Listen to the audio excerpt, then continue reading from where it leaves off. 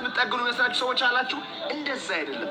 የእናንተ ልጅ የሚፈልገው መፈለጉን፣ መታየቱን፣ መደነቁን እናንተ የሰራችሁትን ጥፋት አክብራችሁት አጥፍቻለሁ ማለትን ነውና ይኸውላችሁ እዚህ ምድር ላይ ቢሳካላችሁ እንኳ እግዚአብሔር ስለማይለቃችሁ እባካችሁ ልባችሁን አታደንድሩ። ወደ መጀመሪያ ልጃችሁ ተመለሱና እርቅ ፈጽሙ። ህይወታችሁ እርቅ ይሆናል። ትዳራችሁን አፍርሳችሁ ሌላ ትዳር መስርታችሁ ወልዳችሁ የምትኖሩ ሰዎች ደግ አደረጋችሁ። ግን ልጃችሁስ? ከመጀመሪያው ትዳር የወለዳችሁት ልጅስ እናትም አባትም ምን አገባኝ ተቃጥዬ ከምኖረው ብላችሁ የራሳችሁን ስሜት አሳዳችሁ የራሳችሁ ሌላ ልጅ ወልዳችሁ የምትኖሩ ልጃችሁስ እዚህ ጋር የወለዳችሁት እሱ ሰው አይደለም? እሱ ስሜት የለውም? እሱ ዓላማ የላትም? እሷ ደስታ አይገባትም? ምን አገባኝ ብላችሁ ህሊናችሁን አውራችሁ የምትኖሩ ሰዎች ልብ በሉ።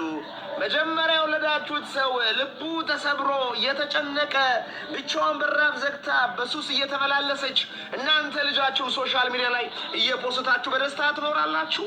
እመኑኝ ተፈጥሮ ባላንስ ያደርጋል። የዚች ልጅ እንባ፣ የዚች ልጅ አለመፈለግ፣ የዚች ልጅ መጎዳት ትዳራችሁ ላይ የነገ ልጃችሁ እጣ ፈንታ ላይ ይመጣልና ልባችሁን ከል አውጥታችሁ ይሄንኛውን ልጃችሁን ፈልጉ። የመጀመሪያ አብራካችሁን ክፋይ ፈልጋችሁ አጥፍቻለሁ፣ ሰው ነኝ፣ ስህተት ሰርቻለሁ፣ ይቅር በለኝ በሉ። አንዳንዶቻችሁ ገንዘብ ስለሰጣችሁ ስላስተማራችሁ የልጃችሁ የልብ ጥግ ስብራት የምትጠግኑ መስራችሁ ሰዎች አላችሁ። እንደዛ አይደለም።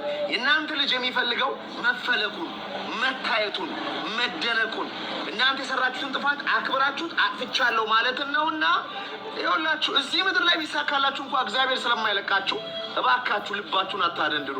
ወደ መጀመሪያ ልጃችሁ ተመለሱና እርቅ ፈጽሙ። ህይወታችሁ እርቅ ይሆናል።